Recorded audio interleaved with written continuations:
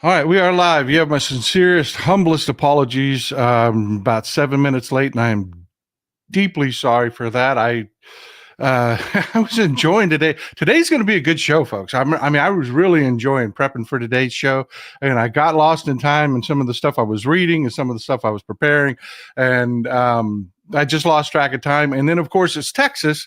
So when I went to initiate the show, I, of course, have to do a speed test on the internet. You know, we have two redundant internet systems here. The primary system was dog shit. The secondary system was dog shit. So we are on the third system. And we're doing good. We're doing good. We've got good speed. Should be a clear, everything should be rocking and rolling. So let's do this.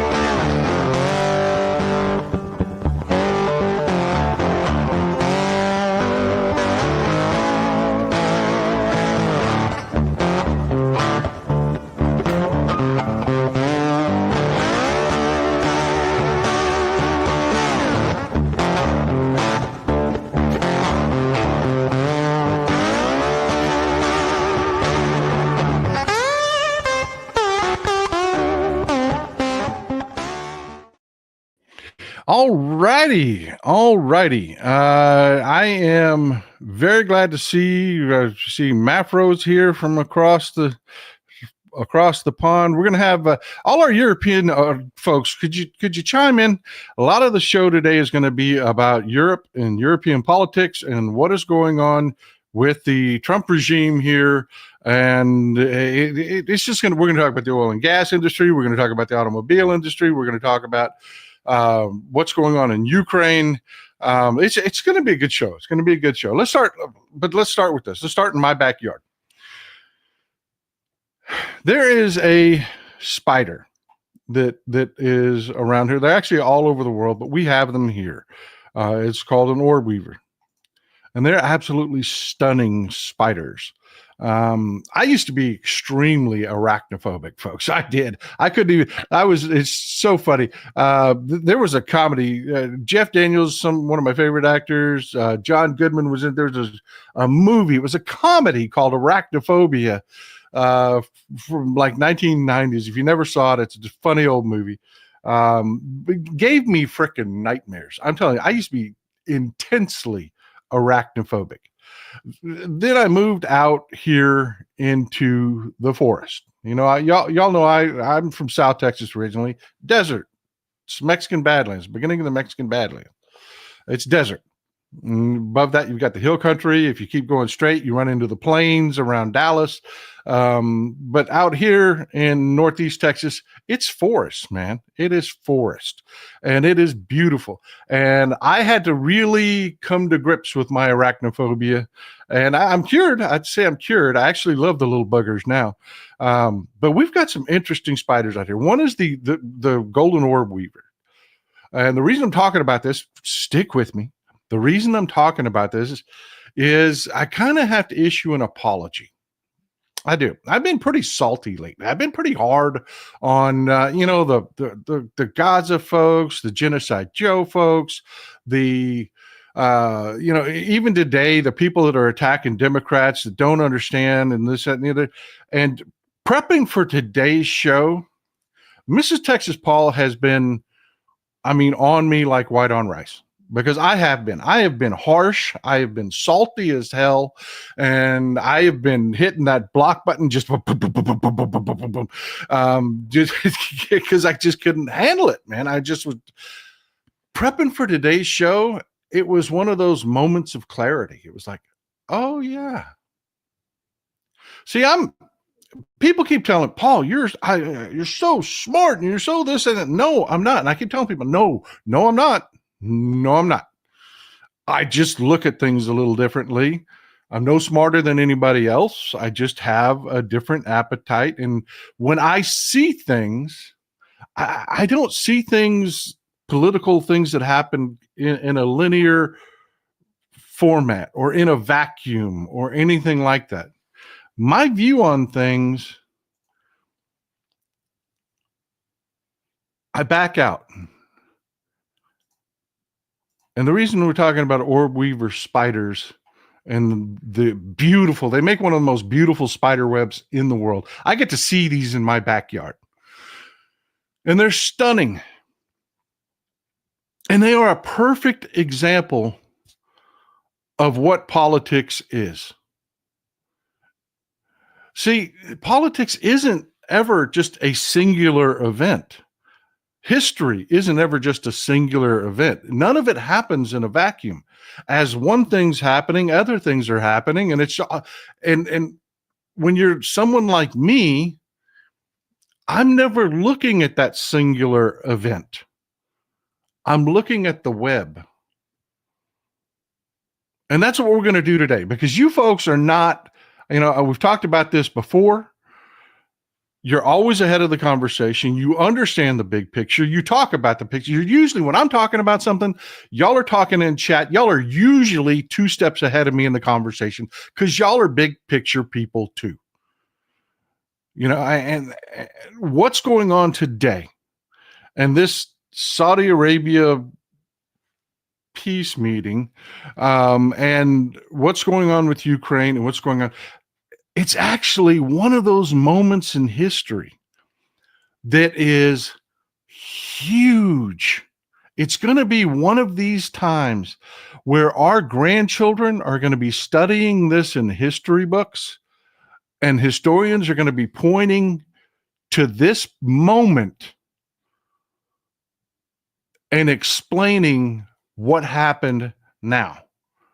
And these events will be written down, and I promise you, there will be really cool history professors that knows, I know, oxymoron, right? Cool history professor. But no, actually, when you get into history, some of the coolest professors are history professors because they've got that knowledge, you know what I mean? But just trust me. We're going to back out and we're going to big picture this, and we're going to look at the pieces of the web and how it's affecting what's going on and what we're going to do about it going forward. Marcia, glad to see you here. Glad to see you here, Marcia. And again, thank y'all for the support. I keep saying this all the time. Couldn't do it without you. There's no way in hell without your support. I couldn't run 3 redundant systems to have internet access. I mean, we're on system 3 today. It's not a joke when I say I couldn't do it without you. I couldn't do it without you. So yeah, Trump's supposed to be holding a peace conference in Saudi Arabia. Let's put a pin in that.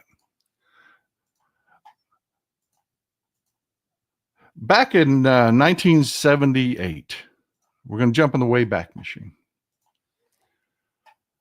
President Carter held a peace conference at Camp David, and he did what no one thought could be done. He, Menachem Begin, and Anwar Sadat hammered out a peace deal between Israel and Egypt. And we're not going to do the long history of all the, the war between, the invasion of Israel and all the other, and the Israelis jumping on Egypt prior to all yada, yada, yada, yada. Just understand, this is what a peace conference looks like. It is both parties at the table with an honest broker, giving and getting. That is what a peace conference, thanks, Vincent, I appreciate you. That is what a peace conference looks like. This is what a peace conference looks like. When Yugoslavia collapsed and shattered into 3 different, 4, just broke apart, it immediately turned into brutal war. Brutal war. Then came the Dayton Accords. You remember it was President Clinton. He backed out of it to not make it all about him. He was like, I'm not trying to have a Jimmy Carter moment here. This is too important. NATO was actually bombing, the Serbs. It was escalating into a what people feared, another European war. It really was. It was on a fast track to escalating to war into Europe, and nobody wanted that. President Clinton handed it over to an elder statesman, Warren Christopher. Y'all may remember him, and Richard Holbrooke, and they brought Slobodan Milosevic, Franjo Tudjman, and Alija Izetbegovic from Bosnia together in Dayton, Ohio, of all places, and hammered out the Dayton Accords. And believe me, it was not smooth, man, but everybody was there. Everybody was there. That's what a peace conference looks like. That is not what is happening today. It is not. At the Munich security conference, where Trump, of course, the Trump regime, I told you, these people are idiots. They do not have competent people. They do not have competent people. They do not have competent people. I can't say it freaking enough. They do not have competent people. And they just pulled some of the stupidest, idiotic, ham-handed, ridiculous stunts in Munich. Scott Bessent, you remember Scott Bessent, he's our Treasury Secretary. Basically, they thought they were going to turn this meeting into some sort of, Potsdam conference or something. They made, of course, because they're lousy at this, they made no preparations, did not speak to those involved. Scott Bessent walked up to Volodymyr Zelensky, dropped an agreement on the table that had Volodymyr Zelensky signing over 50% of all of Ukraine's mineral rights to us for peace, basically. But it wasn't even for peace, because as Volodymyr Zelensky pointed out, there weren't even security guarantees in it. It was just hey, that's a nice country. You got to be ashamed if something happened to it. So yeah, we'll be taking 50% from now on.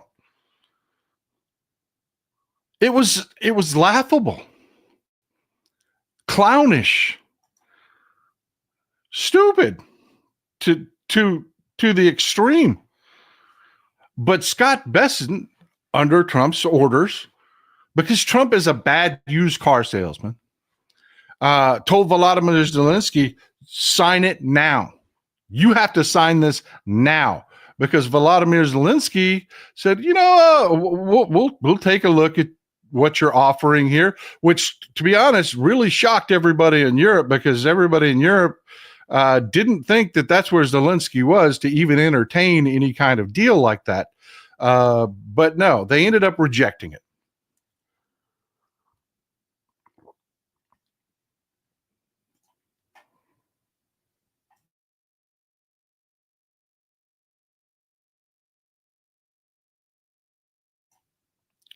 They ended up rejecting the deal because it was stupid. I mean, it was beyond stupid. Hey, give us 50% of what you got there, and maybe we'll talk about it in the future. It was just ridiculous, ridiculously dumb, and poorly handled. J.D. Vance was saying the stupidest crap, and then you had Pete Hegseth saying the stupidest crap, which set off Europe. Now, we got to pause right there. Okay. E.T., my man, says, better late than never. Like me, you are a big picture person. It is always good to see other big picture people see the same things that I see. Yeah, I'm telling you, But let me tell you, the stupids don't. The stupid, and we're going to talk about that. And you know, I've been very hard on a lot of groups, and this is as close as I can get to an apology for that. Okay, Pamela, thank you for the support. All right, let's put a pin in that because right after the Munich screw up, circus carnival disaster, they do this. They just impromptu announced Trump team to start Russia-Ukraine peace talks in Saudi Arabia. Okay, cool. Except, let me read you an excerpt from this so that you know that it's not just me interpreting this the way I want to interpret it. This is actually what's going on. Dateline Munich, senior Trump administration officials are heading to Saudi Arabia to start peace talks with Russian and Ukrainian negotiators, according to a Republican lawmaker and 2 U.S. officials familiar with the plan.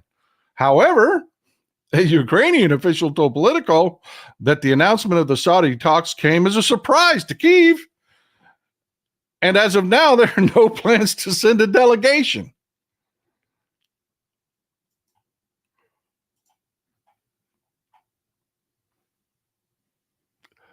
They completely failed with their used car salesman. Hey, son, you know, what would it take to get you in this car today? Hard sell push in Munich. So they immediately announce, we're going to go to Saudi Arabia. We're going to hammer this peace deal out. And the Ukrainians are like, no. They didn't. I mean, they didn't even talk to Ukraine about this. They didn't even talk to Ukraine about this. Ukraine had no idea this was coming. This is just the ham-handed, stupid. Hunter Folkman, thank you so much. I appreciate that. We've got a new supporter here. Great to have you here, my friend. Money for the swear jar, amigo. Bring the fire. I'm telling you, we're going to get there because this is hilarious. Thank you, Randy. I appreciate you. I do appreciate you, Randy. The $50 is a lot of money, and again, couldn't do it without you folks. I couldn't do it without you folks. So let's put a pin in that right there. That's what's happened so far. What do we know is going on, and where is this going? Let's talk about that. And to talk about it, you've got to, again, let's back out and look at the web. We're not looking at a line or something that's happening in a vacuum. Let's look at it big picture. There's a couple things that you've got to know to understand where everybody involved is. Okay. First of all, you have to understand how do you end up with just dropping a note in front of the leader of a country and say, give me 50% of your minerals? Okay. Stick with me. We're going to explain that. Cape Mary Light, that orange fool can't spell the word peace. Ain't that the truth? Ain't that the truth? Are they after Gaza? Yes, of course. They told you before the election they were, which is why I was screaming at all of the genocide Joe people and the people with the watermelons in their icons. You don't know what you're talking about. There's one party that agrees to a two-state solution, and you are undermining everything I've done for decades to try to help the Palestinian people. Stop it. The Republicans will destroy, they will steal Gaza, they will commit actual genocide and ethnically cleanse Gaza, and guess what they're doing? Anyways, I don't want to get distracted on that. I don't. Thank you, Lewis. I appreciate you. I'm going to try like hell to keep this monetized. I really am. I'm going to try to limit the F-bombs. Nicole, thank you for the support. All right, let's talk about an abstract thought here. Okay, there's this quote. I love the quote. I do. I love the quote. People are trying to attribute it now. You know all those quotes out there that everybody says, you know, a good quote, and they'll say, and then you'll see an attribution at the end of it that says Sun Tzu. There are so many quotes out there that people attribute to Sun Tzu. the great Chinese strategist and thinker, that he never said. He never said. There's just so many of them out there that are, it'll be a great quote. Don't get me wrong. And then it'll say from Sun Tzu, and Sun Tzu never said it. There's another one that people are trying to make really old, and they're trying to attribute it to different people in history. And it comes from a movie. It comes from this movie. But it's a great quote. Don't get me wrong. And it's from two of my favorite actors. It's Sean Bean and Brad Pitt from the movie Troy, where Sean Bean is trying to convince Brad Pitt Achilles to go fight in their war. And Achilles is not your average soldier, and he's sick of it. He's sick of so Sean Bean tells him, look, you understand what war is. It's old men talking and young men dying. Actually, I said that backwards. It's young men dying and old men talking. And people love that quote. I mean, they really love that quote. And I love Sean Bean too. He's he dies in like every freaking movie. But he's great. I love Sean Bean. Ned Stark. He played Ned Stark. But yeah, that statement isn't exactly true. It isn't exactly true. And let me explain why. War isn't young men dying and old men talking. War is young men dying and old men making money. Making money. That's what war is. And there's a lot of people that didn't understand hey, give me 50% of your minerals. And even the dumbass used car salesman Trump that was pushing for that doesn't really understand the concept that war is young men dying and old men making money. Because Trump sucks at business. He does. But that really is, as distasteful as it is, as repugnant as it is, that is really the truth. All you Gaza people, I tried to explain that to you. Mahmoud Abbas is a billionaire. Falcon Group, look it up. Young Palestinians dying, young Israelis dying. Mahmoud Abbas, Netanyahu, all their people making bank. Hamas, same thing. Young men dying, them living the life of luxury and largesse as billionaires. That's what war is. It is. And when you look at it from that point of view, you understand more clearly what's going on. And I bring receipts, folks. I bring receipts. When you think of like a World War II German vehicle, what do you think about? A lot of people will come up with this image, the Kubelwagen.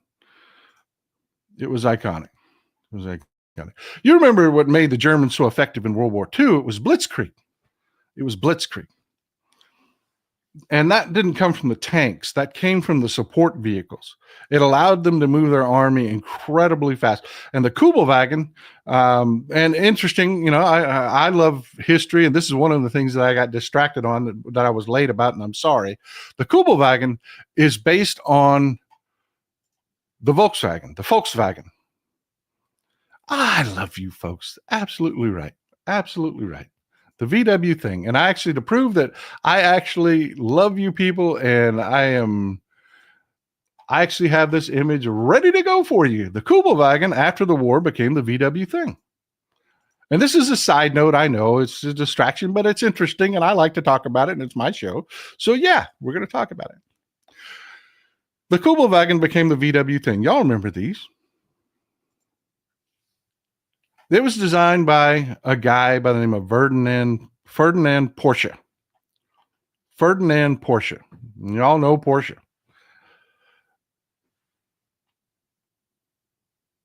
Hitler went to Porsche and said, look, I need a I need a practical car, something that a guy with a toolbox can fix in his driveway. It's cheap. Our economy is a mess. It's got to be small because it can't take a lot of material, but it's got to be reliable. And Ferdinand Porsche said, "Gotcha," and he invented the VW, the Volkswagen, what you know of as the Volkswagen Beetle. When war came along, they said, "Look, I need staff cars cheap. I got to move an army fast. I need you." Ferdinand Porsche took the skin off the Volkswagen, put the skin of the Volkswagen thing on there, the Kubelwagen. Now you got a staff car. They lifted it up a few inches, put a little taller spring. You got a military vehicle now. And they did. They did the duck. Yeah, there's a variant. They actually came up with, a couple different names for it. Somebody posted about, "I love you people so much, the duck." They actually came up with an amphibious version. It's really cool if you look it up. It really is. Bald Thanos, so depressed I'm eating 7-Eleven pizza. Oh my God, that is that. I've been there, but oh my God, I feel you, brother. All right, so let's finish this part so we can get to the important stuff, the politics stuff. All right. After the war, Ferdinand Porsche designs the 356, the Porsche 356. This thing looks remarkably like a Volkswagen Beetle, doesn't it?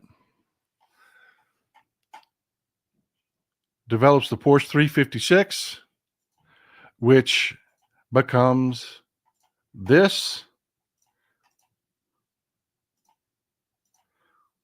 The Porsche 911, and the rest is history. And the rest is history. Which, by the way, just so you know, I love Volkswagens. I do. Old Volkswagens. I love old stuff, period. My Harley Davidson is a deluxe. It looks like something straight out of the 50s. I got the Beecher. Right now, I got the Beecher handlebars on it. I'm going to get me some Ape hangers eventually. But right now, I got the Beecher hanger. I love the old-fashioned stuff. I do. This is one of my bucket cars. The Porsche 356 is one of my bucket list cars. If I ever win the lottery, I will buy one of these. It will be in my garage. It is a convertible Porsche 356. Love these cars. Love these cars. Anyways, why am I talking about this? Well, the Kubelwagen actually wasn't what made the Germans so effective. It wasn't. It was this.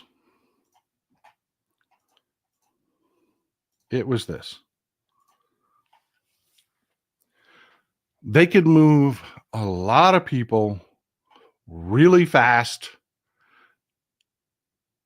Hence their whole blitzkrieg, their lightning warfare. They would send the Luftwaffe in, soften up targets, the armored in, bash down defenses, followed by caravans of trucks filled with soldiers. That's it. That was the magic. That was the German magic. That's how a country that had fewer soldiers and fewer materials and fewer equipment were able to wage war against the world. That was the whole strategy. And it worked. And as you look at this picture, you see back here, you can see the iconic Mercedes emblem on this truck. But that was not their favorite truck. That was not the truck that carried blitzkrieg. You'll see the lightning bolt here on the truck here in the front. They liked this truck so much they actually named it the Blitz. It is called the Blitz, the Opel Blitz.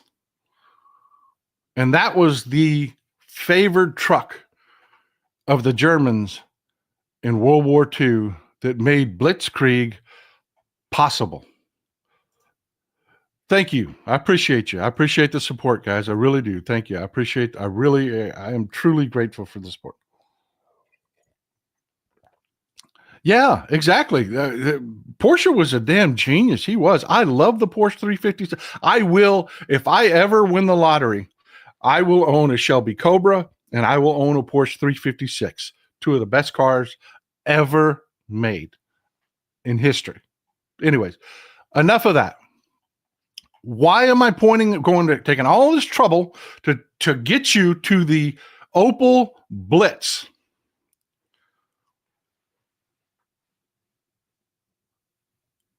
Who owned Opel? I bet one of you knows. Who owned Opel?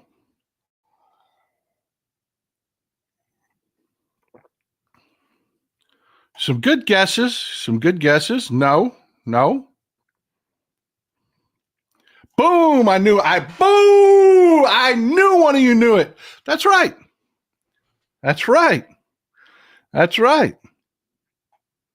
The truck that made Germany's war machine possible. It wasn't the tanks. It wasn't the airplanes. Actually, Germany didn't make the best airplanes, and their tanks, while like the Tiger had superior armor and a lot of their tanks were so complicated, they couldn't make them really fast and they would break down. There was a reason we made the tanks that we did in World War II, because they were carbon copy, slam them out fast. They didn't have the best armor. They ran on gasoline and not diesel. There was a lot wrong with our tanks. Our Sherman tanks, there was a lot wrong with it, but we could make tons of those tanks. The Germans couldn't do that.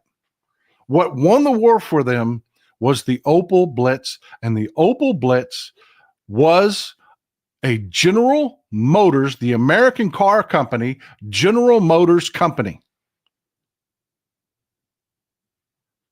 And I know a lot of you are saying, what? Check me. Now, General Motors claims, well, we lost control of Opel. We did. Bullshit. I call bullshit. Because as soon as that war was over, no. Opel was a General Motors company. War is young men dying and old men making money. And it always will be. Mike Bundy, will the chicken tax end? I don't know, brother. Bird flu is hell, man. Bird flu is hell. I got to tell you, I don't know. Gina Valerio, thanks for the support. And now we're going to have Tesla trucks. Yeah, 400. Yeah, they're starving children. What she's talking about there, they're starving children to death, closing hospitals for the poorest people in the most horrific war-torn areas, closing hospitals, allowing people to die. But Elon Musk is going to get an armored Cybertruck contract worth $500 million. You watch. That's going to happen. It's already been written. They do, if you watch the last show, you saw they just changed the name of it because it was a really bad look from the Tesla Cybertruck contract to just the electric armored vehicle contract. But yeah, the contract's still there, and he's still going to get it. You watch. Big Hook, thanks for being here, man. Trump gets rare earth minerals, then lifts Russia's sanctions, just as the Russian banks are failing and will get kickbacks. I love what you're thinking here, and you pointed something out really great. This is how dumb they are, and this is how shitty the press is. Ukraine doesn't have almost any rare earth minerals, almost none.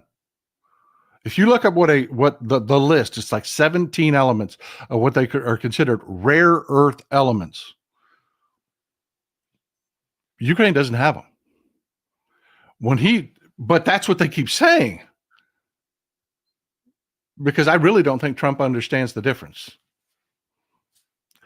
Now, professionals do, but I don't think Trump understands the difference. Not just the boots on the ground, but the bullets and beans and bandages that support them. Exactly. Now, take that point.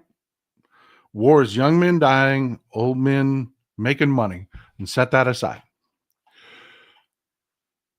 Now let's talk about the other people in the room. Remember, this was in Munich, Germany. This was in Europe. when they walked out and they dropped a piece of paper on the table and said, give us 50% of your minerals. What do you think Europe thought about that? What do you think Europe thought about the United States walking in with such a shitty agreement, and two, walking into a European country like a mob boss and saying, give me 50% of your materials? What do you think the old men that make money off war in Europe thought of that? Think about that for a second. Before you answer, you've got to know the background. You've got to understand that Europe, there's a couple things going on that will mold Europe's view on that. First is this. Now, y'all know I am, again, on my bucket list. If I could sit down and have a beer with Angela Merkel, I would. I am a huge Angela Merkel fan. This woman is a genius. She is literally a genius. She is a physicist. Her thesis was on, give me a second, I'll remember, quantum chemistry. Yeah, her thesis was on quantum chemistry. She is a literal genius. But I love you folks. Don't fight. Rare earth minerals are not rare earth crusts. We have them here in the U.S. They are rare because it's hard to get the elements out of the ore. Yes. I love that you folks know big picture stuff like that. Now, the fact that I love Angela Merkel and think that know that she is an actual genius, do you think she was perfect? I'll answer that question immediately. No, not by a damn sight.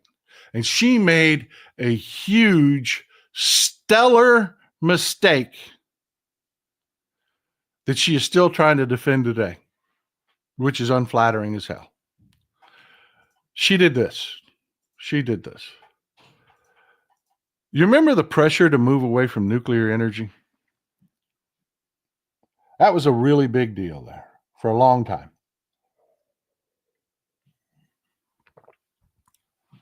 In 2010, actually from around 2000, the green, and this is why I'm telling you folks, if you're looking for somebody that's going to tap dance away or along with everything that comes out of the pipe from the left, you're talking to the wrong fucking guy. I'm not. You want me to shit on the oil industry? I'm not. Because if we moved away from all gasoline today, we would still need 40% of every barrel of oil doesn't go to energy. It goes to chemical feedstocks. So for your food, fertilizer, every product that you see, everything you see in this image, including the screen on my monitor, everything comes from, in one form or another, either a chemical used to process and make or a direct attribution from the oil industry. So no, I'm not going to shit on the oil industry. I'm not going to do it because it would be lying to you. It would be dishonest. Nuclear energy. There was a big push. Got to get away from nuclear energy. Got to do it. Never got on that bandwagon. Never once did I get on that bandwagon. Does it have drawbacks? Yep. Is it as expensive because you have to have so many redundancies because a failure can be catastrophic? Yep. Is it the future? Yep. Solar's great. Takes power.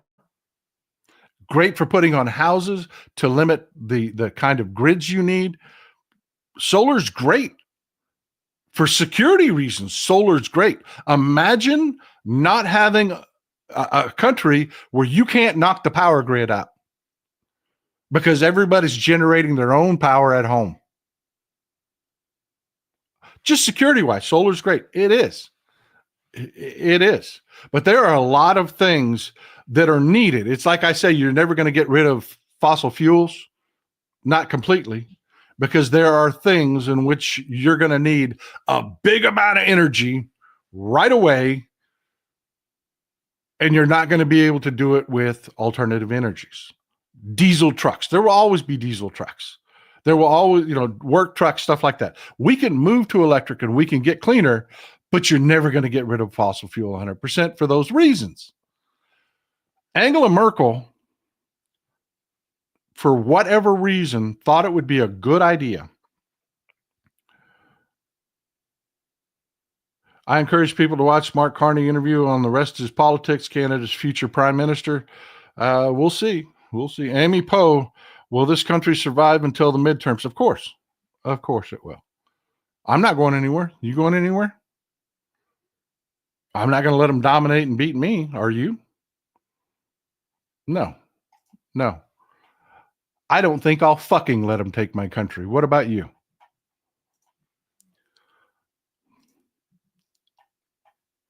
And yes, Angela Merkel is still defending her decision to get rid of nuclear.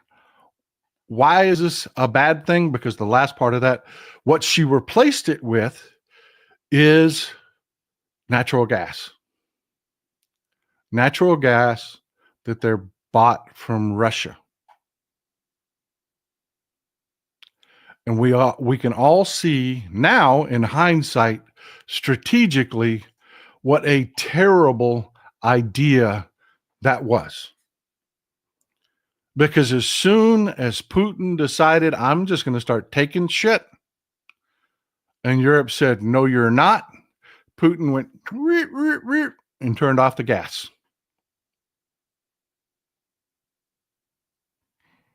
We can all see in hindsight that was a tactical, stupid thing to do. And Europe hasn't forgotten. And there's about to be elections in Germany.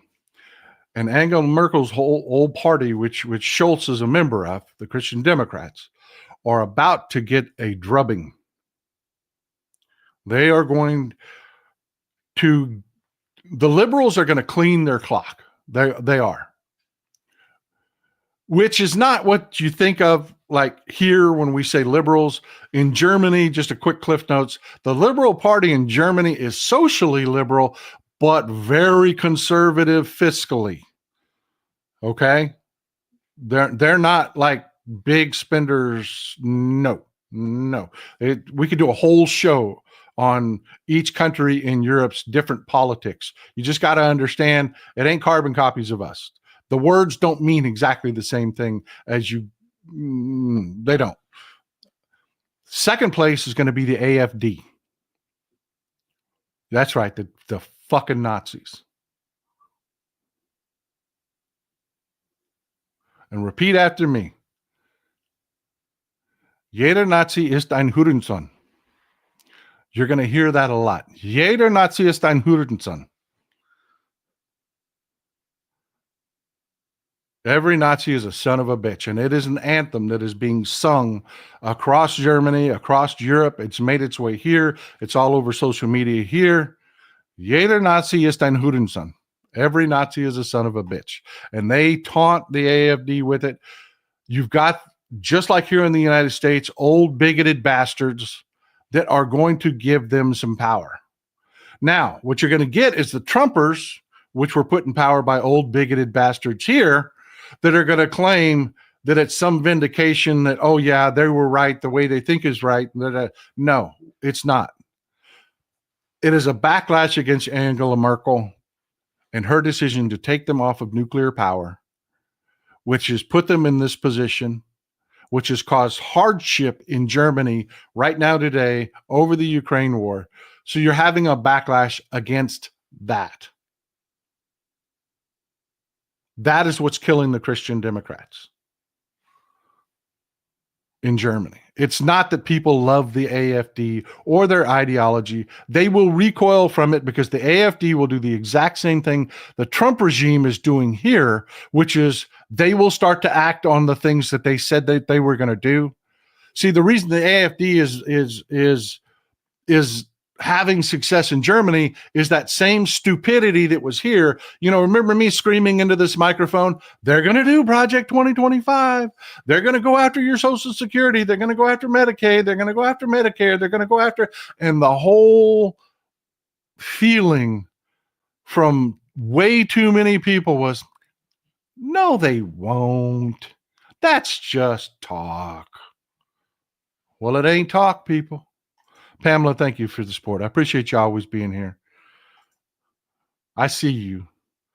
Dragon Trainer Ken, Sunday service with Texas Paul. My favorite way to start it. I'm glad you're here, my brother. I'm glad you're here. So, yeah, that's going to happen in Germany in elections in just a few weeks. AfD is going to make some inroads. The bigots here are going to say it's because we're so good, and it's not. It's not. It's a backlash against Angela Merkel and her policies, which put them at in the position they're in, that Putin could bully them with their gas. And that has caused real hardship in Germany. It really has. So Scholz is going to lose the prime ministership. The liberals are going to have to make a deal with the Christian Democrats, and they're going to have to reach across ideological spectrums and create a coalition government that's going to have Achilles heels because they're not aligned. And the AfD will pick at it, but the AfD will try to do things, and there will be a backlash against them. Trust me, that's the way it's going to shake out. They're just going to have to go through some stupid shit. That is what we're looking at now. In their view, they have been burned by Putin. So Europe is looking at this like, we can't let the United States come in here and just start taking mineral rights. We can't. We've got to look after our own future. Europe, which had become somewhat complacent, is really, really waking up. Ask our European folks. They really did fall for these, oh, I'm not European, I'm German. I'm not European, I'm French. You're not going to take my French culture away and make me join the European Union. And the British were like, well, we're out of the European Union because we're British. And now they're like, fuck. We're European. Yeah, we're European. We really are European. They really, reality has come home to roost for them. They took a look at what happened in Munich, and they really, every one of them were like, wake up call. Fuck. And my man Macron, my man, who has been the spine through this whole thing, shot his shot. He saw it. He knew what he knew exactly how they would respond to this, and he shot his shot. Texas Paul University. I'm glad you're here, John. I am glad you're here, and thank you for the support. Okay, he shot his shot, and he is called for a conference. He's been joined by Keir Starmer. It is going to be Poland's due to they're all 100% on board. While Trump is going to be having his pretend peace conference, they're going to be having a parallel conference in Europe, and Ukraine will be there. And this is actually going to be a real summit. And what they're going to discuss there, it's a really, really, really big deal. Now, before I tell you what they're going to discuss there, a little bit of background information. Again, you got to know where they're coming from. They've been burned by Putin before. They see the U.S. trying to do exactly what Putin just did. And there was this. We talked about this before. When Trump pulled this bullshit last time, that was a massive bucket of cold water and wake-up call to our European friends. They never dreamed this would happen. You're talking half a century of kumbaya and everything's good, and then Trump's like, we're leaving. We're out. And the Europeans took it to heart. And I've told you, they took a look at this. They took a look at the Republican Party turning into a complete and utter rubber stamp on their knees, kiss Trump's taint, just nuzzle that taint as whatever he wants. And they realized, shit, the only friends we've got in America are the Democrats, and they're not always going to hold power.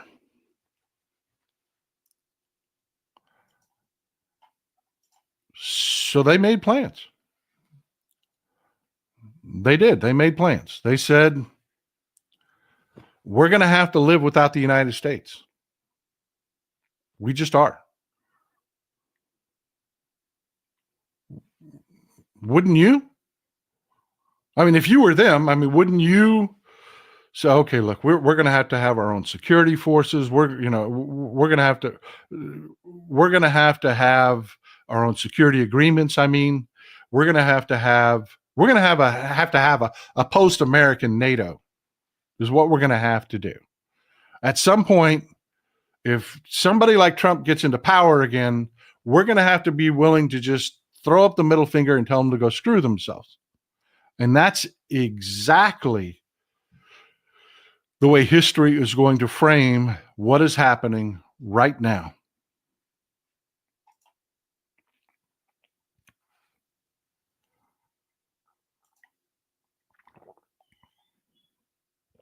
Oh, man, I hope your coffee's as good as mine. I really do.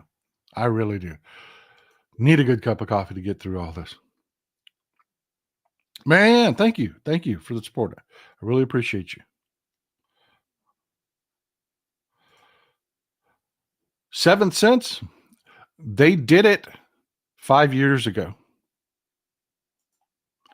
They got together and they drafted plans for what Europe would look like without America. Without America. Yeah, how did you know? Yeah, good guess, Martha. It's Pete's today.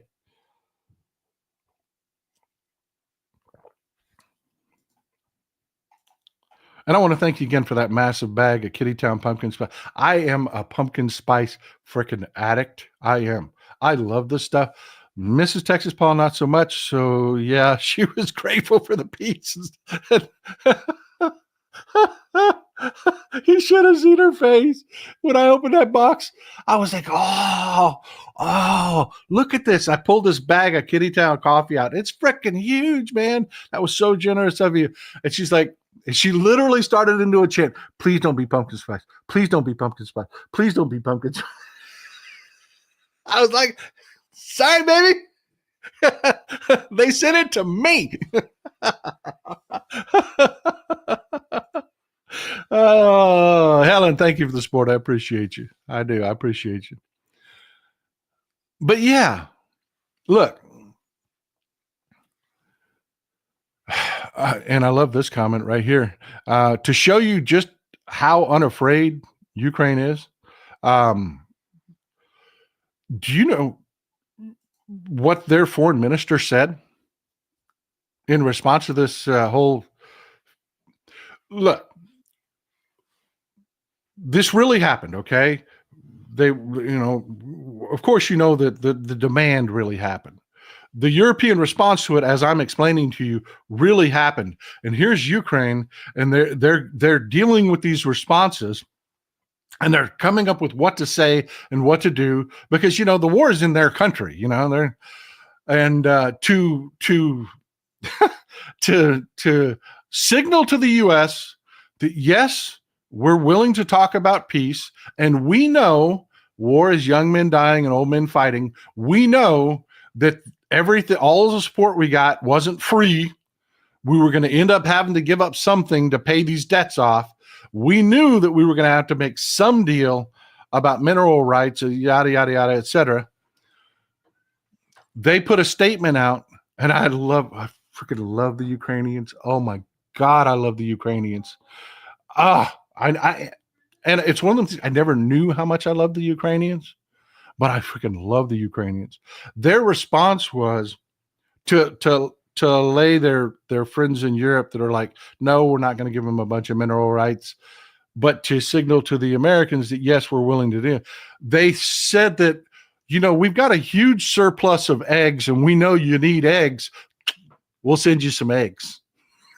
They really said that. I'm not kidding. Look it up. They really said they would send us eggs.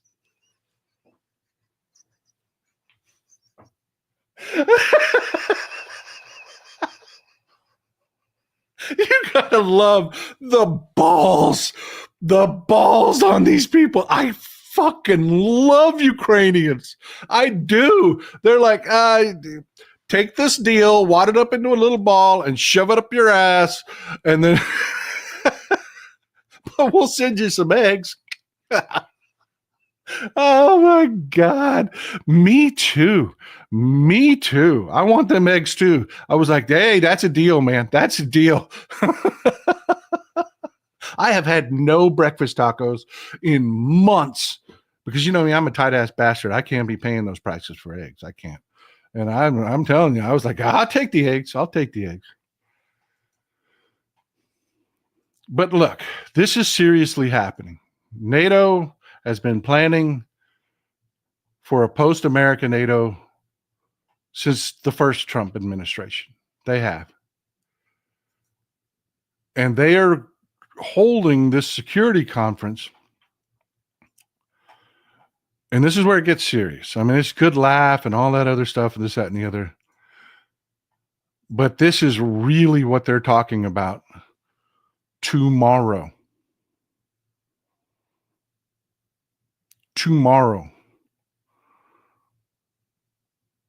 European boots on the ground in Ukraine short circuits everything Trump just tried to do. And that idiot had no idea what the repercussions of his actions would be. Trump has this fucking delusion that Putin's a tough guy, and he's not. Everybody's seen how weak Russia is. Nobody's scared of Russia anymore. And everybody knows how stupid Trump is. And they know they're on their own. And remember, war is young men dying and old men making money. And there are old men in Europe that are not content with that deal that Trump just tried to force on Ukraine. They're not.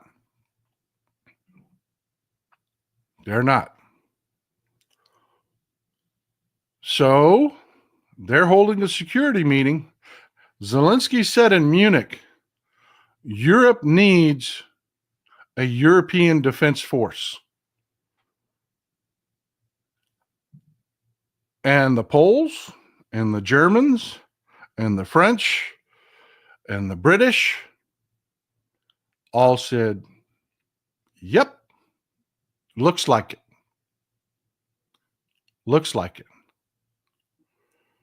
So while Trump is in Saudi Arabia not holding a peace conference, and we're going to talk about that now, Europe is realigning the world order. Now, I want to pause this for a second. What major power did I not talk about in all of this? Conspicuously, I talked about America, I talked about Europe, I talked about Russia.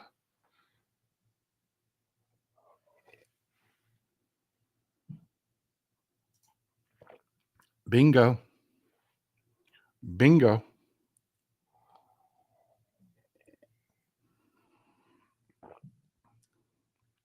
Absolutely.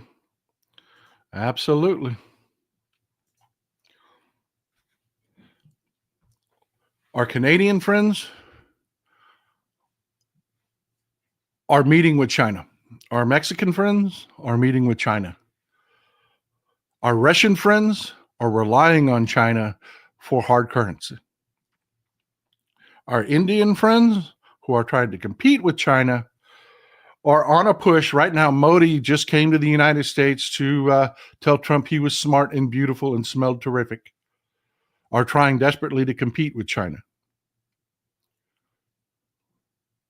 Our European friends have told us, we don't fucking need you.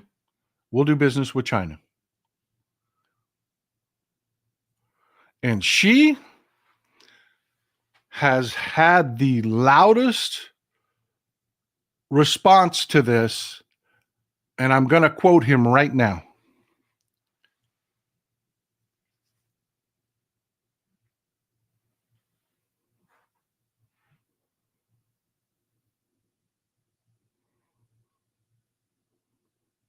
Because they don't have to do a damn thing. And everything Trump does, because he is stupid, his idea of the world, his way of doing business, he is clueless, and he is driving the world towards China. And China, now granted, nobody wants to bank in China. China doesn't have the institutions. China doesn't, so it's not going to immediately become a new Chinese century. It's not. They're not there. But Europe is. And Europe is really waking up to the fact that they are, well, they smell pretty right now. They look lovely. They look lovely to an old hillbilly out in the middle of the sticks who's a tightwad, fiscally conservative guy that is waiting for the news to come across the wire that Trump and his bullshit broligarch Heritage Foundation stupid idiot dumbfuckers shut down the FDIC. And as soon as that happens, every bit of my liquid capital moves to London. I'm looking at a bank in London and I'm looking at a bank in Germany, setting up accounts there already.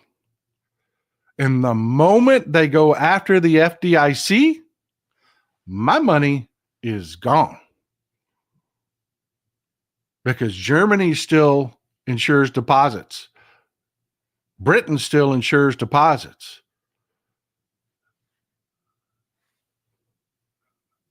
Trump has no clue what he's doing. And he's listening to Elon Musk, who's even stupider than he is. Because let me tell you what's going on in Saudi Arabia now.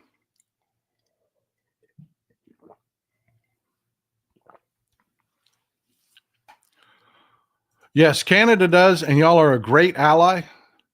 But I like the banking institution. I'm sorry, I just like the banking institutions in London and Germany a little better.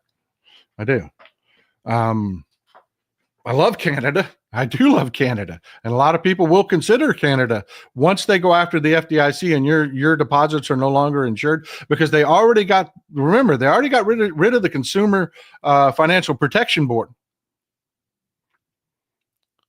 So, the fraud is all good now. They got rid of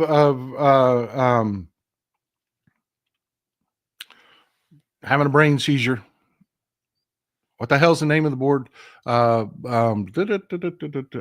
It'll come back to me.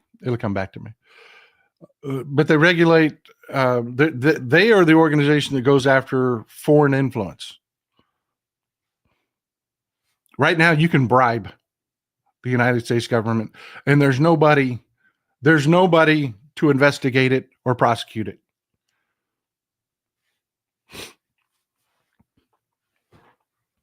Yeah, that's really true. That's really true. There's nobody. If you are a foreign government and you want to bribe Trump, and you did it on Fifth Avenue in broad daylight with cameras pointed at the table that you took cash money and handed it to him with the word bribe written across the top of it, there is no one to investigate it or prosecute him. Because that is, they got rid of it. They got rid of it. So let's talk about, now that you understand what's going on in Europe, let's talk about Trump's stupidity with the tariffs and what he thinks he's doing there.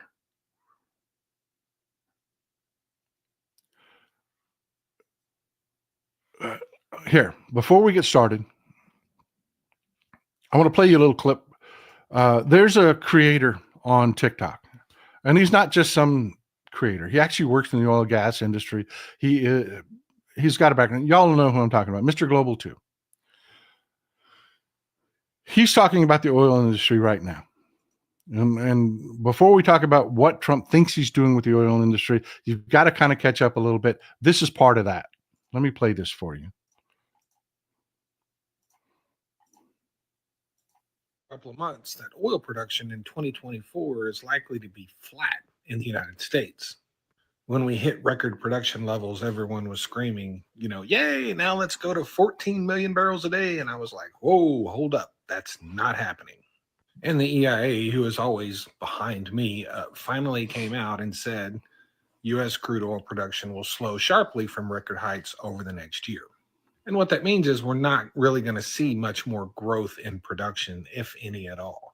We will likely set another record in 2024 for total oil production.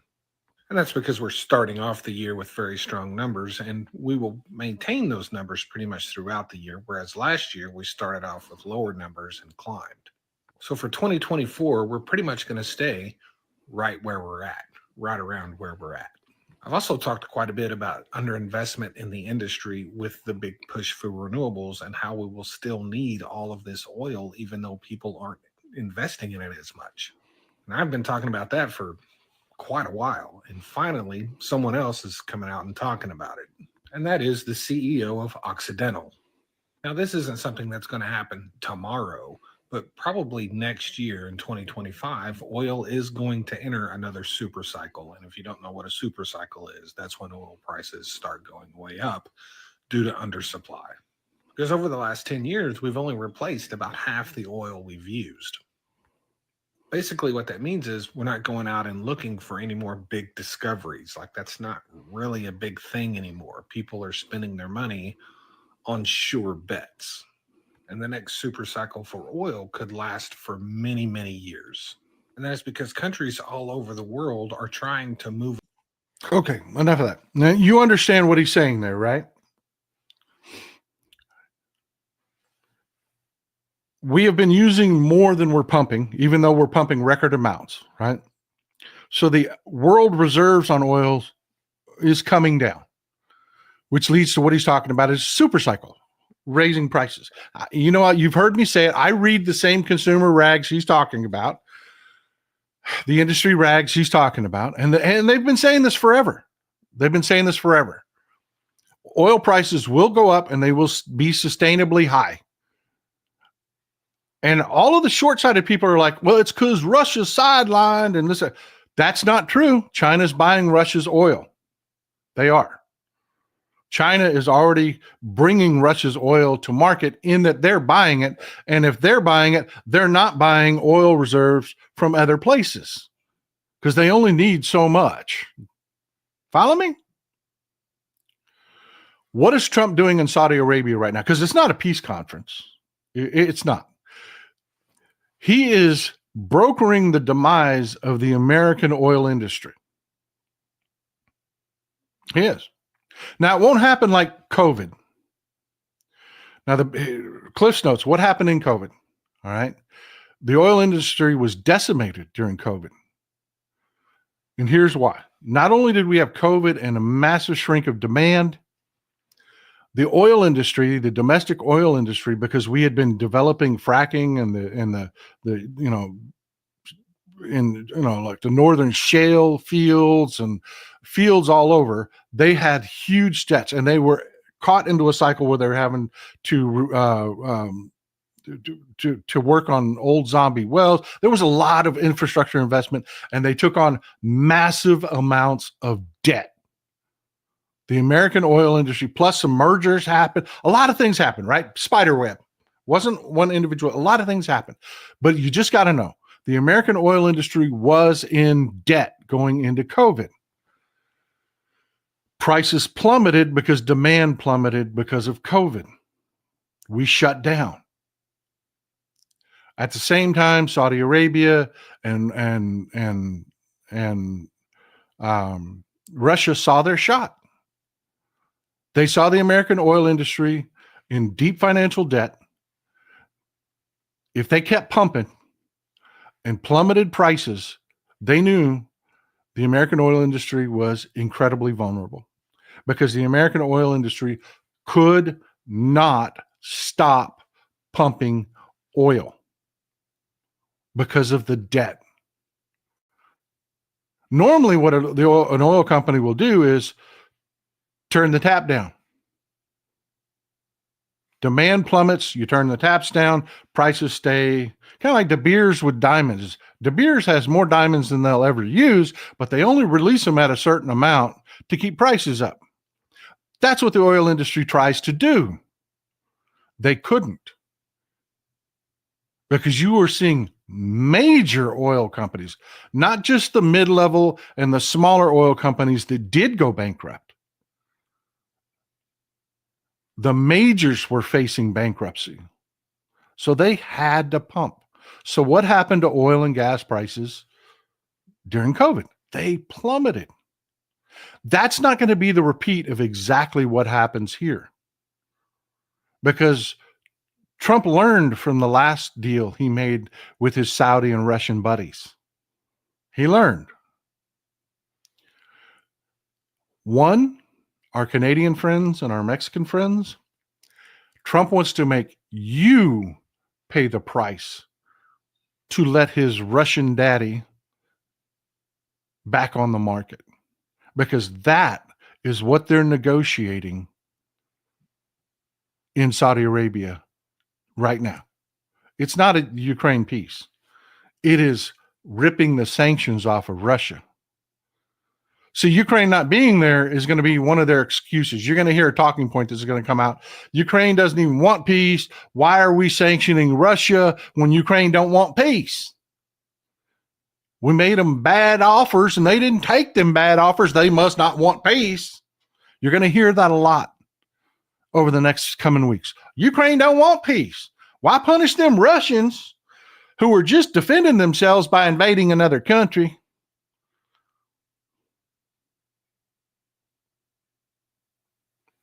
They're going to repeal those sanctions off of Russia. But they got to make room in the American market,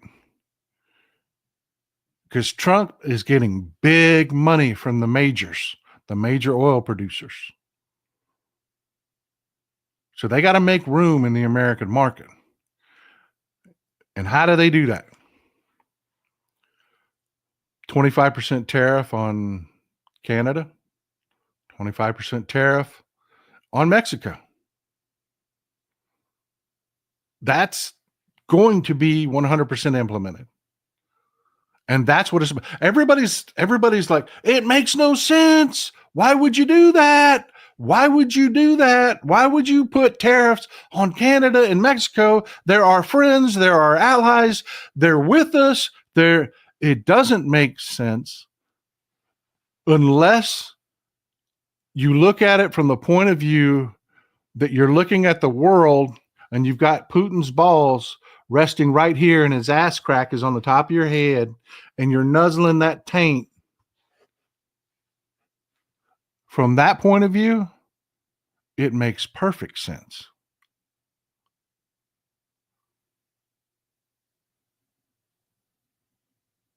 He is making room in the U.S. market and in U.S. refineries for Russian and Saudi oil. That's what's going on in Saudi Arabia right now. They have no intentions of making a peace deal with Ukraine. None at all. None at all. That's why there were no security. There was no security in that offer that Scott Bessent tried to deliver to Zelensky. There were no security offers in that deal. It was just, hey, give us half your shit.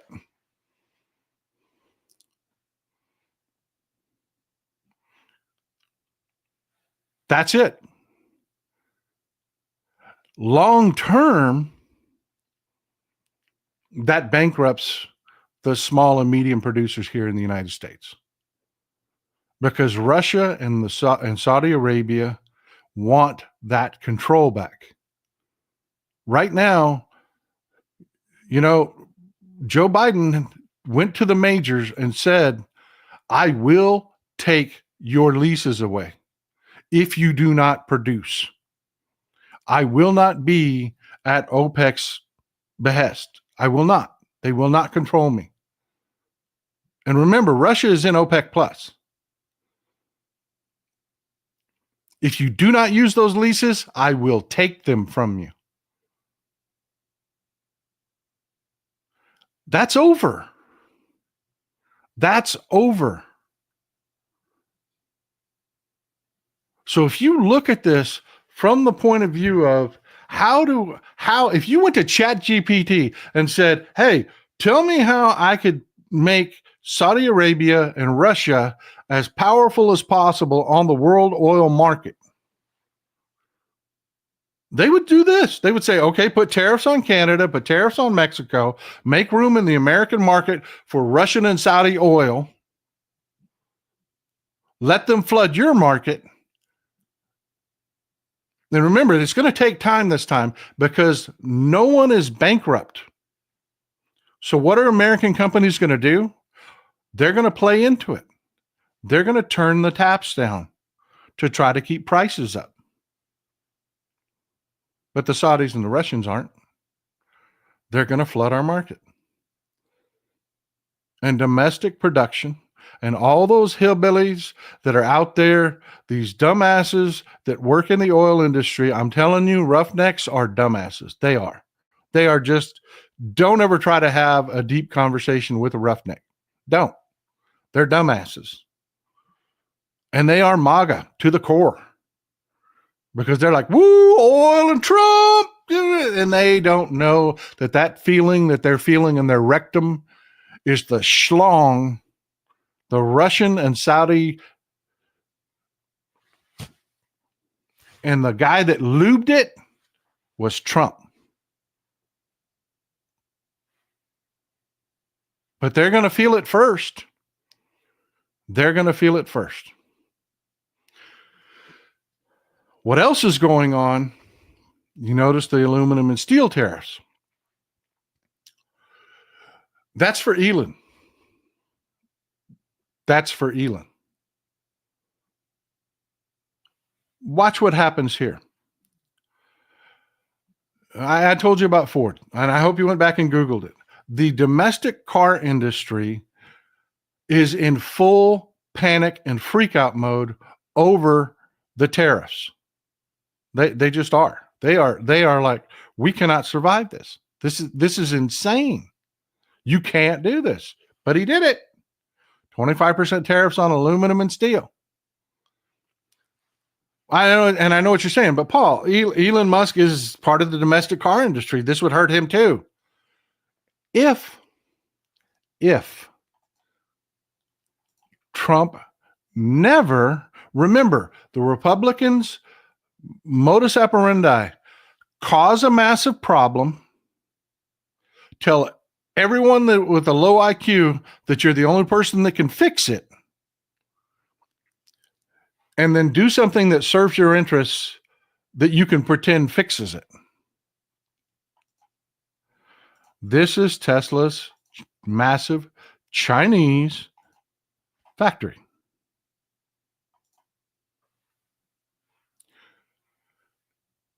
Trump starts a trade war with China.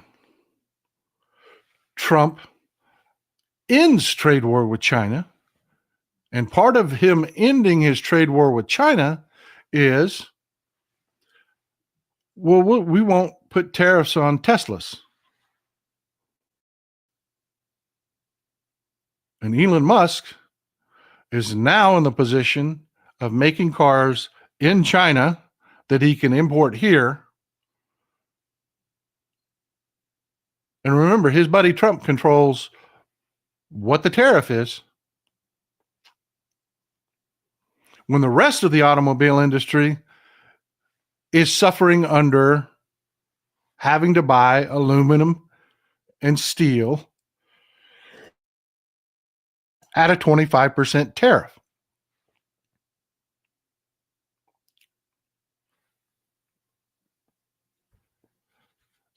And any of the parts that they make in Mexico and Canada. As you know, the domestic auto industry makes automobile parts in Mexico and Canada.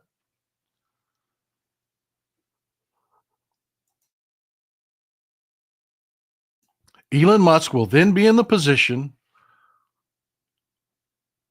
to import his cars. He'll be able to buy steel from Mexico for his factory in China without tariffs, steel from Russia, aluminum from Russia without the tariffs, build his cars, ship them here, while the rest of the domestic car industry suffers under this mafia bullshit Trump regime. And let me tell you a story, folks. Back in early 2020, we went to buy Mrs. Texas Paul a car. We've been buying Hondas, and we liked them. We did. But I'm a union guy. I am. And it kind of ruffled my feathers that Honda will not unionize their factory that makes pilots. They won't. You're welcome. You're welcome, Josh. I hope it was a good post. I'm sure it was if I liked it. Honda will not unionize their factory. I love Hondas. I do. We ended up buying another one at the end of this story. So I convinced Mrs. Texas Paul, look, I'm a Chevrolet guy. My truck is a Chevrolet. I like Chevrolets. Let's go take a look at the Chevrolet. But remember, this is back in 2020. I'm looking at 2019 models because I'm a cheap bastard, and that's what I do. When I go to buy a car, I don't buy the latest model. I go at the time when the new models are introduced, and I buy the last year's model because I can make a deal on it. Well, Chevrolet very arrogantly told me that they were going to try to sell me a car at above sticker price. No shit. We looked at it, and thank God Chevrolet did that because the Traverse ended up being a total turd.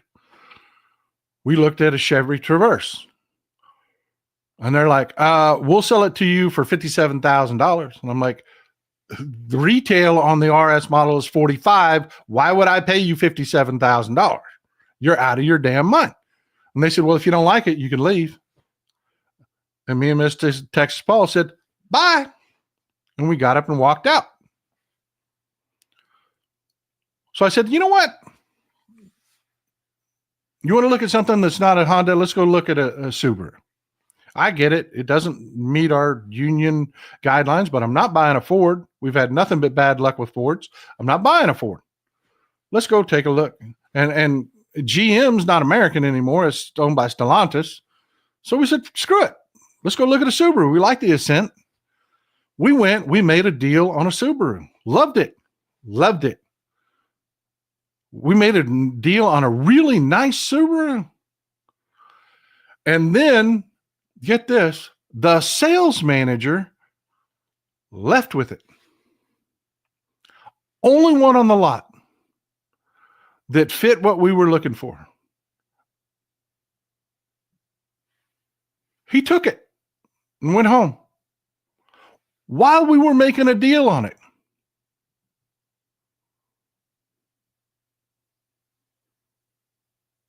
So we said, screw this. Let's drive across the street to the Honda dealership. We've been happy with our Pilot. Let's see what they'll do. We took that deal, went across the street to Honda. They had a whole row of 2019 Hondas in 2020. I said, look, this is what Subaru is going to give me on an Ascent. You give me every damn thing they were going to give me at the same price, and I walk out of here with with another Honda Pilot today. And they did. And I got it in the garage. Now, where I'm going with this story is I wanted to buy American and I wanted to buy Union. That's what I wanted. But I didn't. Because Chevrolet told me, bend over and take it or get the fuck out. They weren't even remotely competitive. And they were arrogant. And exactly, Hondas are great cars too. They are. We own several in the family. They're great cars. We looked at the Toyota. I see the comments about Toyota. We looked at the Toyota, the Compro, the Highlander. Mrs. Texas Paul didn't like it. It was her car. So it was a great car. It drove great. She just didn't like the styling of it on the inside. She didn't like the interior. So yeah, it was a great car, but Toyota wasn't an option. So we ended up buying the Honda. And the reason we ended up buying the Honda is price. And that's what Elon is betting on. He has made his brand completely 100% utterly toxic. His sales in Germany in January fell 60% from last January, year over year, same month. So you get an apples to apples comparison in a market that grew 24%. That's how toxic the Tesla brand is. But I guarantee you, he is banking on Donald Trump crippling his competition with tariffs and then giving him a pass as part of the fix for the problem that Donald Trump creates in the first fucking place. And people, if they're $10,000 cheaper, will buy them, even if they don't want to.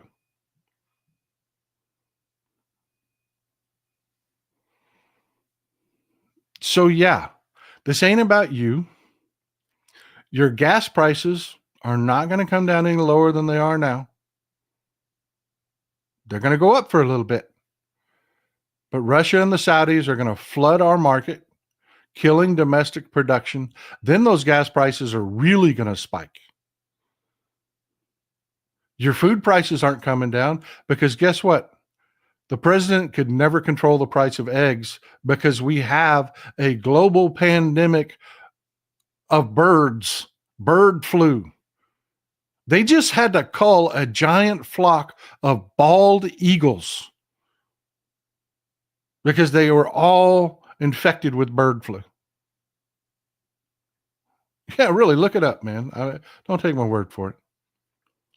They can't control bird flu because it's in interspecies. Every time they cull a big flock of chickens, conspiracy theory here. I want to pause for a second. Conspiracy theory.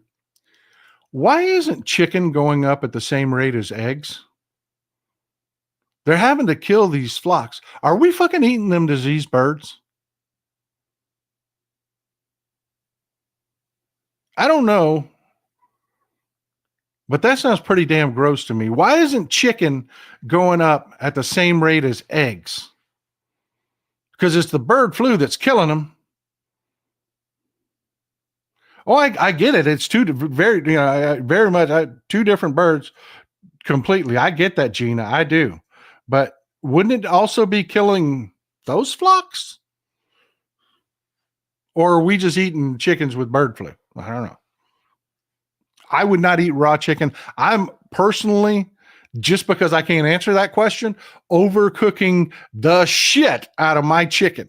I am not kidding. I haven't had a piece of chicken that wasn't like rubber, and I don't know when, but I am cooking the living shit out of my chicken because I can't figure out why Bird flu is making eggs go up, but my chicken, while it's going up with the rate of inflation, ain't going up like eggs is. Somebody smarter than me, email me the answer to why that's not happening, because I am literally cooking my chicken to frickin' sawdust. Hey, Texas Paul, before I load my Amazon cart and leave it, should I order things from China so they pay the tariff? Yeah, I would never in my life tell somebody to engage in economic sabotage like that. Now, if you just wanted to not buy shit, that's within your right. But no, I cannot promote economic sabotage. I can't do it. I can't do it. They can sue me for saying that, by the way.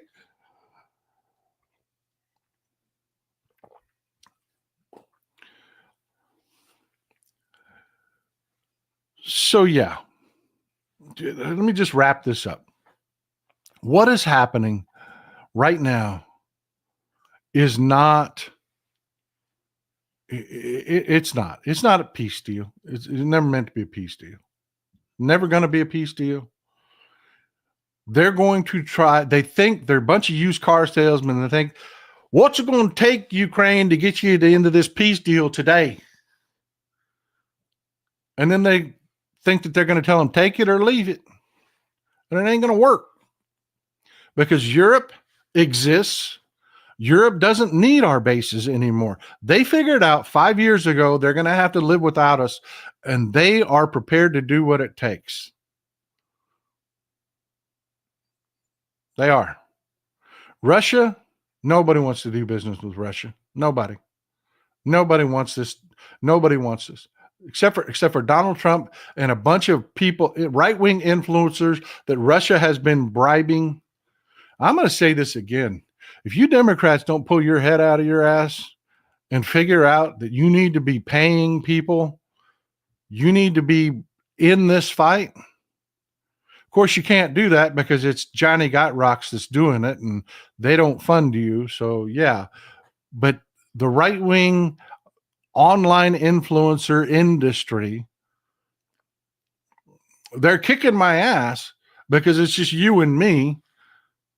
They're funding studios and staff and every other damn thing for their folks. And it's just me and you here punching it out. That's the fight we're in, folks. That's the fight we're in. That's why you've got to be part of the fight. You've got to be what is the equalizer there. You've got to be the smart ones taking the message on and being involved. That's why I beg you people, please call your local Democratic Party and get involved on your county party and get involved on the local level because it allows you to network at a local level.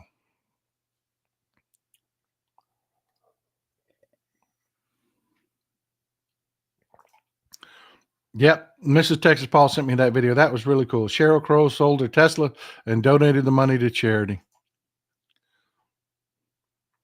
I'm hoping this doesn't pay off for Elon Musk. I really am. I'm hoping that and I don't encourage people to vandalize, but I'm hoping people are so desperate to get out of their Teslas that they do terrible things and end up filing insurance claims. So Teslas get to the point where you can't insure the damn things. Because that's going to be a great equalizer. Because, by the way, Trump is driving your car insurance rates up right now. That is a direct result of his tariffs. He's making car parts more expensive, so insurance companies have to pay more in claims, so they have to raise your rates. It just works that way. That's capitalism, folks. His tariffs drives your car insurance up. Well, folks, I hope I illuminated the web for you.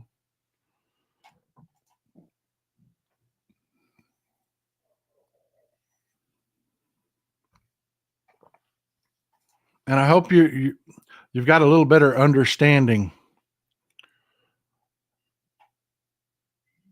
of what's going to happen over the next few weeks. That Trump has overplayed his hand again because he's stupid and surrounded with stupid people. Just like these executive orders, everybody thought the world was coming to an end. No, they're illegal. They're going to lose in court. Yes, it's going to be damage. Yes, we're going to make them pay for the damage. Both politically and economically, we're going to make them pay for the damage. But they're in that position where Johnny Got Rocks wants things that are going to hurt his MAGA base, and they're going to get it. So no, the country's not collapsing. I don't think I let them take our country today. I don't know about you, but I don't think I'll let them take. Thank you, Leslie. I appreciate you. I don't think I'll let them take our country from us. I don't know about you, but I'm not willing to just give it to them.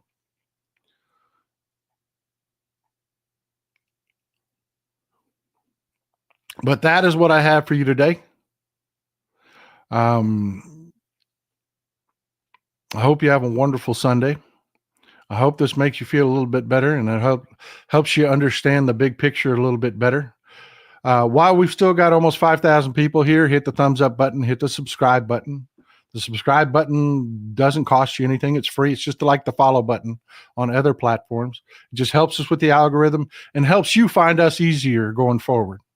That's all it does. So hit the subscribe button. You remember we crossed 100,000 not too long ago. We're well over 140,000 now, headed to 150. Let's keep getting this message out. That's the great equalizer, folks.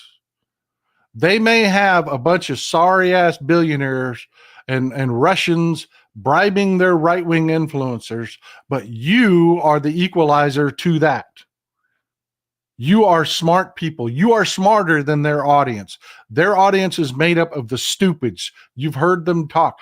Mrs. Texas Paul shared a post with me from one of our neighbors on Facebook.